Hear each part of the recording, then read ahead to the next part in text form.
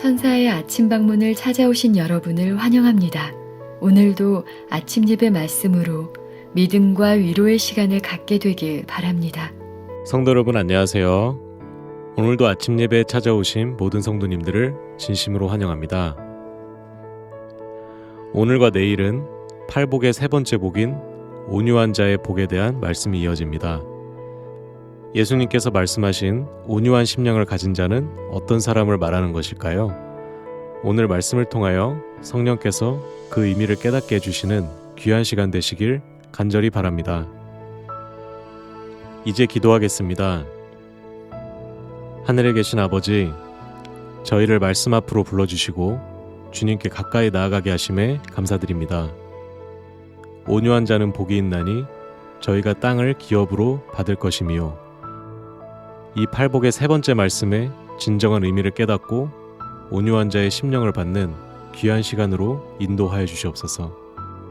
말씀을 듣는 이 시간 성령께서 함께하여 주셔서 감사와 기쁨과 충성이 저희 마음에 새겨질 수 있게 도와주시옵소서. 감사드리오며 예수님의 이름으로 기도드립니다. 아멘. 안녕하십니까? 팔복은 예수께서 주신 가장 중요한 기별입니다. 오늘과 내일 우리는 팔복의 세 번째 복, 온유한 마음, 온유한 성품에 대해서 살펴보겠습니다.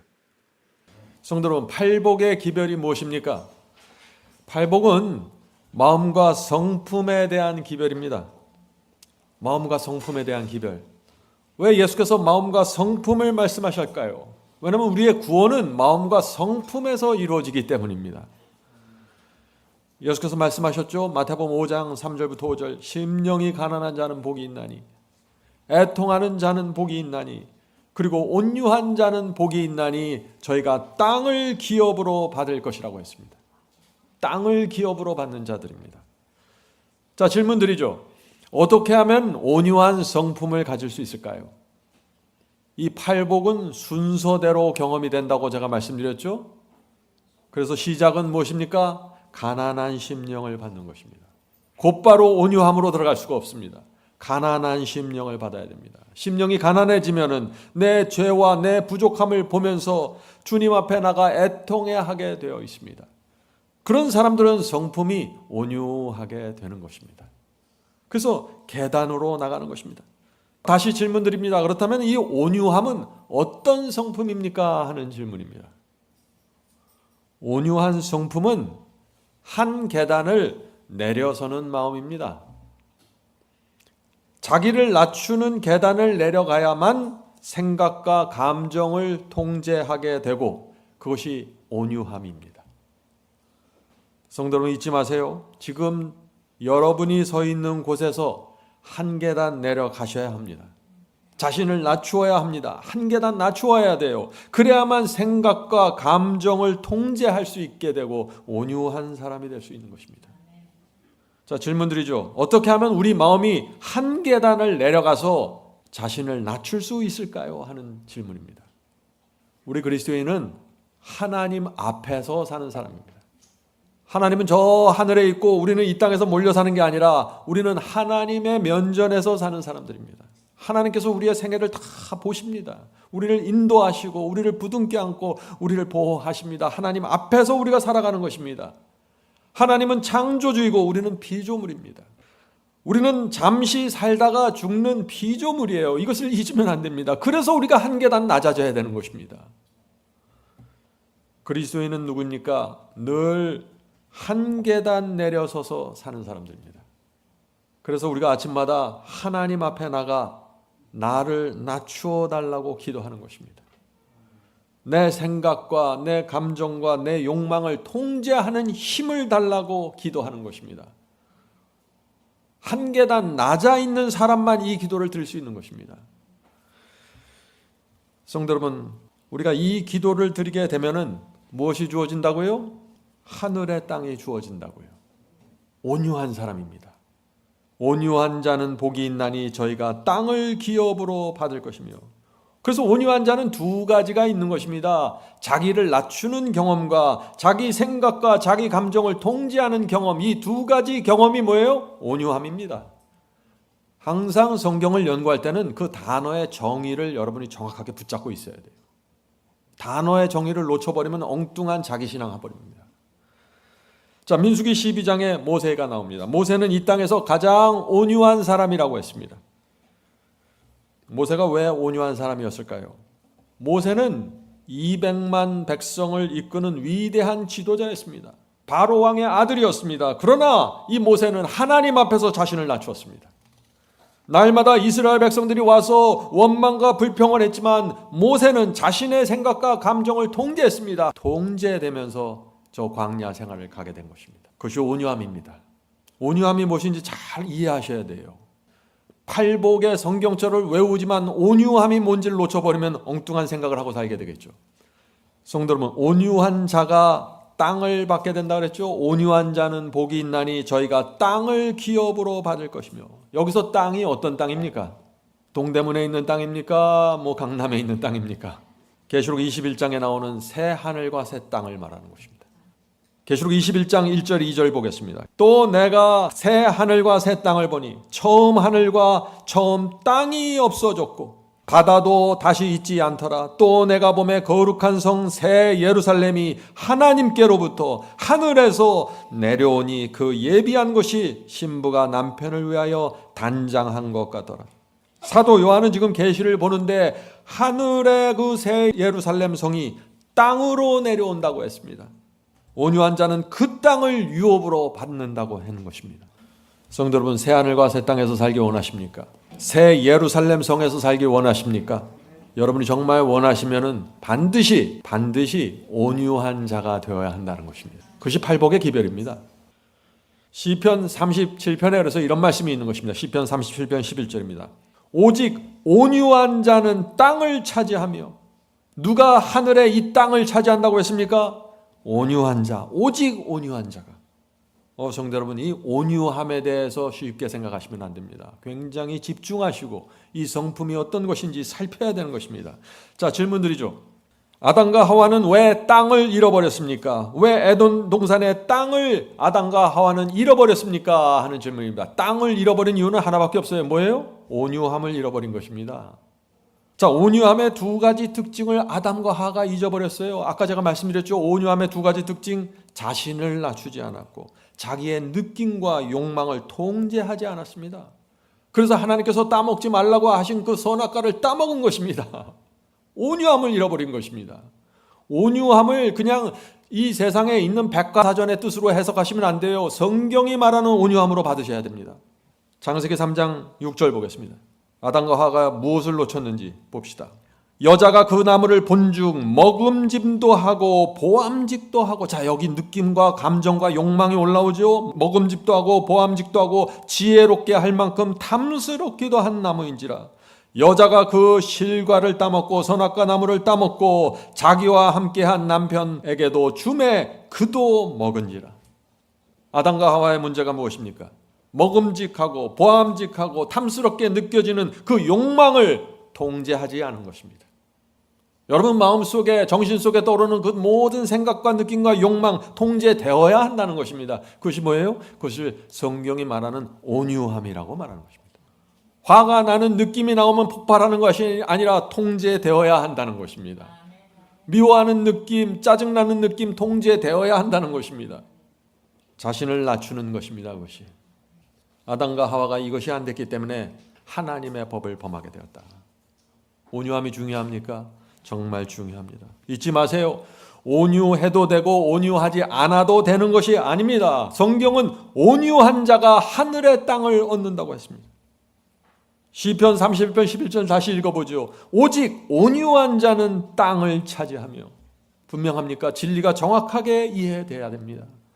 자, 바울은 온유한 성품에 대해서 또 다른 각도에서 또 말씀합니다. 자, 오늘 온유함에 대해서 다양한 각도에서 우리가 이 말씀을 살펴봅니다.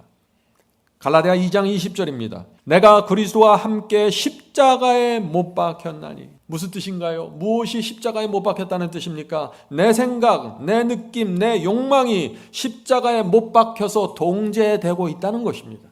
성령께 순복하는 온유한 마음이 되었다는 것입니다. 왜 온유한 마음이 되었나요? 내 생각과 내 느낌과 내 욕망이 동제되고 있기 때문에.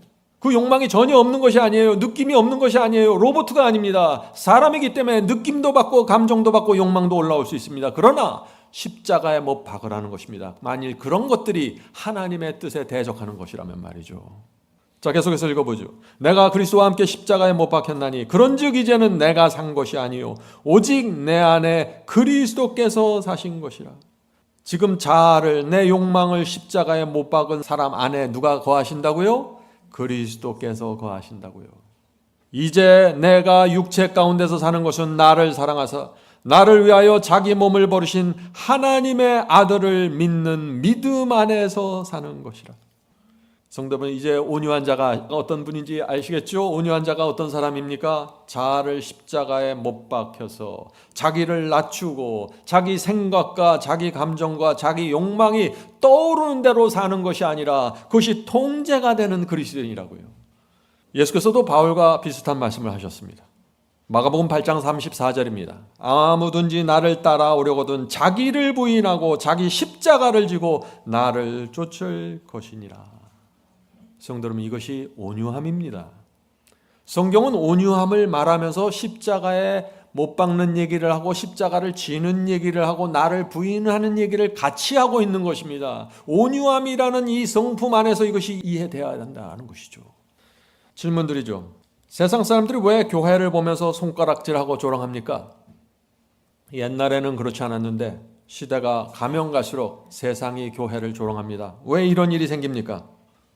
이유는 단순합니다. 교회 다니는 사람들이 자기를 낮추지 않고 감정과 생각과 욕망을 자기 마음대로 터뜨리고 통제하지 못하는 모습을 보기 때문이죠. 그래서 교회에서 다툼이 생기고 싸움이 생길 때 세상은 놀리는 것입니다. 느끼는 대로 화를 내고 생각나는 대로 말을 합니다. 그래서 이 교회 다니는 사람들이 세상의 인격자들보다 못한 상태가 되어버리는 것입니다. 그래서 세상이 교회를 보고 놀리는 것입니다. 왜 교회 다니냐고 말이죠. 성도 여러분, 이 우리의 가정도 그렇고 교회도 그렇고 영적인 공동체입니다. 가정과 교회에서 우리가 대화하고 말할 때 온유함으로 해야 된다는 것입니다. 온유함이 무엇입니까? 자기를 낮추고 생각과 감정을 통제하면서 대화한다는 것입니다. 바울은 이 초대교회 성도들에게 온유에 대한 기별을 또 전했습니다. 자, 그 말씀을 볼까요? 디도서 3장 2절입니다. 디도서 3장 2절. 아무도 회방하지 말며 다투지 말며 관용하며 모든 일에 온유함을 모든 사람에게 나타낼 것을 기억하게 하라. 성도 여러분, 바울이 지금 말하는 이 온유함이 무엇인지 이해하시겠죠? 어떤 것입니까? 초대교회 안에 이방인들이 왔습니다. 서로 다른 민족이고 다른 방언을 사용하는 사람들입니다. 서로 다른 의견을 가지고 있어요. 생각도 다릅니다. 개성도 다릅니다. 서로 이해가 안 됩니다. 그런데 자기를 낮추고 생각과 감정을 통제하라는 것입니다. 이것이 온유함입니다. 이것이 초대교회가 살아있었던 이유입니다. 이 온유함을 이해하면요, 내가 교회 생활을 어떻게 해야 되는지, 내가 가정 생활을 어떻게 해야 되는지 여기서 나오는 것입니다. 성도 여러분, 누가 잘하고 못하고의 문제가 아니에요. 누가 온유했는가 온유하지 않았는가가 문제라는 것입니다. 팔복을 늘 마음속에 담고 사셔야 됩니다. 온유한 자는 복이 있나니 저희가 땅을 기업으로 받을 것이며. 자, 질문 드리죠. 교회 생활에서 사람들과 다투지 않고 내가 온유한 사람이 되는 확실한 방법이 있는데 그것이 무엇일까요? 하는 질문입니다. 교회 생활에서 다투지 않고 늘 누구하고 화목하고 누구하고 평강을 누립니다. 방법이 있어요. 무엇입니까? 진리 이외에는 다 양보하는 것입니다. 진리는 모든 것을 바쳐서 고수합니다. 그러나 진리가 아닌 문제에서는 내 생각, 내 뜻을 굽힐 수 있어야 된다는 것이죠. 나를 굽힐 수 있는 힘, 그것이 온유함입니다. 온유함은 힘입니다. 파워입니다. 온유함은 어떤 파워인가? 나를 진리 앞에 굴복시키는 파워입니다. 나를 하나님 앞에 굴복시키는 파워입니다. 그런 사람들에게 하늘의 땅이 주어진다고요. 성도 여러분, 진리에서는 우유부단하면 안 됩니다. 진리는 확고하게 되고 흔들리지 말아야 되죠. 그러나 진리 이외의 문제에서 어떤 아이디어의 차이에서 의견 차이에서 다투지 마세요. 의미가 없습니다. 회의할 때, 대화할 때 내 생각, 내 방법, 내 의견을 고집하면 어떤 일이 생길까요? 부딪히게 되고 속상하게 되고 온유함을 잃어버리게 되는 것입니다. 그러면 어떻게 돼요? 하늘 땅을 잃어버릴 수 있다는 것입니다. 조심하셔야 돼요. 자, 사도 야고보의 말씀을 보겠습니다. 사도 야고보는 이 온유함을 지혜와 연결시킵니다. 오늘 말씀을 여러분 잘 보세요. 이 온유함이 어떻게 이루어지는지. 야고보서 3장 13절 중요한 말씀입니다. 너희 중에 지혜와 총명이 있는 자가 누구뇨? 그는 선행으로 말미암아 지혜의 온유함으로, 그냥 온유함이 아니라 지혜의 온유함으로 그 행함을 보일지니라. 무슨 뜻입니까? 지혜와 총명이 있는 사람은 선을 행하고 봉사를 할 때 온유함으로 한다는 것입니다. 다시 말해서 지혜와 총명이 있는 사람은 선을 행하고 봉사를 하는데 자기를 낮추고 자기를 통제하기 때문에 투쟁과 불애가 생기지 않는다는 것입니다. 온유함입니다. 이것이 이해가 되시나요? 굉장히 중요하죠. 성도 여러분, 온유한 사람은 자기를 낮춥니다. 당신이 맞네 내가 맞네 다투지 않습니다. 오직 다투고 오직 붙잡고 있는 것은 뭐예요? 진리 하나입니다. 이것이 우리 마음속에 정확하게 세워져야 됩니다. 그래야 온유함이 풍요롭게 누릴 수 있는 것입니다. 그래서 온유한 자에게 평안과 쉼이 있는 것입니다. 하나님께서 이걸 주고 싶은 것입니다. 많은 분들이 이런 고민을 합니다. 나는 교회에서 열심히 봉사하는데 자꾸 부딪히고 불화가 생깁니다. 도대체 무엇이 문제입니까? 난 열심히 하고 있는데. 여러분들 이제 답을 아시겠죠?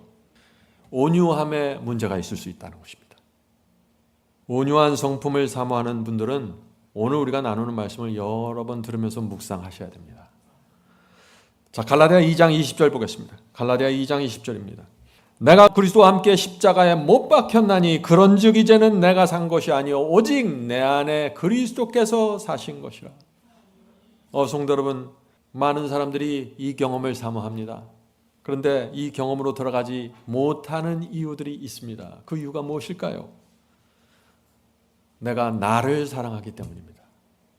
성경은 너희 이웃을 사랑하라고 그랬는데 온유함에 들어가지 못하고 내가 내 자신을 십자가에 못 박지 못하는 나를 사랑하기 때문에. 나를 사랑하는데 어떻게 나를 죽여요? 성도는 우리 마음에 평안이 깨지는 이유가 무엇입니까? 나를 사랑하기 때문입니다. 잘 생각해 보세요. 이게 무슨 말인지. 나를 사랑한다는 것이 뭐예요? 내 의견을 사랑한다는 것입니다. 내 감정을 사랑한다는 것입니다. 내 방법을 사랑한다는 것입니다. 내 스타일을 사랑한다는 것입니다. 너무나 사랑하기 때문에 이것을 십자가에 못 박을 수 없다는 것입니다. 포기할 수 없다는 것입니다. 내 생각, 내 스타일, 내 의견을 말이죠. 그럼 어떻게 돼요? 방법 차이, 의견 차이, 생각 차이, 아이디어 차이, 이것 때문에 계속해서 문제가 생기고 충돌이 생기면서 온유함을 잃어버리는 것입니다. 평안을 잃어버리는 것입니다. 속이 상합니다. 성도 여러분, 우리가 이 땅에서 그렇게 살 이유가 뭐가 있습니까? 왜 우리가 이렇게 충돌과 다툼과 불화 속에서 살아야 됩니까? 바보처럼. 그렇게 살 이유가 전혀 없는 것입니다. 하나님께서는 이 땅에서 우리가 평강을 누리길 원하십니다. 그래서 8복 8가지 복을 주시는 것입니다. 이 복을 받으라고. 그래서 십자가에 못 박으라 하시고 너희 자신을 낮추라고 하시고 온유한 마음으로 살아달라고 부탁하시는 것입니다. 질문드립니다. 그리스도인이 언제 온유함을 잃어버릴까요? 큰 문제입니까? 작은 문제입니까? 대부분은 아주 작은 문제입니다. 어떻게 이 온유함을 잃어버립니까? 이 교회 벽을 무슨 색깔로 칠해야 됩니까? 의견하면 온유함을 잃어버리는 사람이 생기는 거예요. 평안을 잃어버립니다. 나는 빨간색인데 저 사람은 노란색이라는 것입니다. 아이디어가 달라요. 색감도 다릅니다. 성도 여러분, 우리 그리스도인은요, 방법이나 의견이나 색깔에 매달리는 사람들이 아닙니다. 그런 것들은 다 내주고 진리 하나에 목을 메고 사세요. 그것이 온유함입니다. 이 원칙을 우리 마음에 깊이 담으면 어떤 일이 생길까요? 우리 인생이 행복해집니다. 인생에 많은 문제들이 사라지면서 팔복으로 깊이 들어가 버립니다. 이제 말씀을 마치겠습니다. 성도 여러분, 세상은 힘있고 목소리 크고 자기 주장이 강한 사람을 존중합니다. 그러나 예수께서는 아닙니다. 예수께서는 하나님의 뜻에 겸손하게 순복하는 사람, 억울하고 고난 속에서도 하나님께 모든 것을 의지하고 맡기고 하늘 도성을 향해 겸손하게 발을 옮기는 사람, 그들이 복이 있다고 하십니다. 성령께서 오늘 하루 우리 모두를 온유함의 길로 인도해 주시길 간절히 바랍니다. 기도하겠습니다. 하늘에 계신 아버지, 온유한 자가 되길 소망합니다. 나약함이나 소극적인 사람이 아니라 하나님께 모든 것을 맡기고 하나님의 말씀에 따라 통제되는 온유함을 갖기를 소망합니다. 가르쳐 주시옵소서. 마음속에 있는 원망과 억울함을 내려놓고 하나님께 의지하고 맡기는 그 온유함을 받기를 원합니다. 가르쳐 주시옵소서. 손해보는 것 같지만 풍요로움을 느끼는 온유함을 배우고 싶습니다. 가르쳐 주시옵소서. 나는 마음이 온유하고 겸손하니 내 멍에를 메고 내게 배우라 하는 이 주님의 말씀과 경험을 배우기 원합니다. 가르쳐 주시옵소서. 이 시간 함께 기도드리는 성도들의 마음을 어루만져 주셔서 오늘 하루도 온유함으로 살 수 있도록 지켜 주시옵소서. 이 모든 말씀 예수 그리스도의 이름으로 간절히 기도드립니다. 아멘.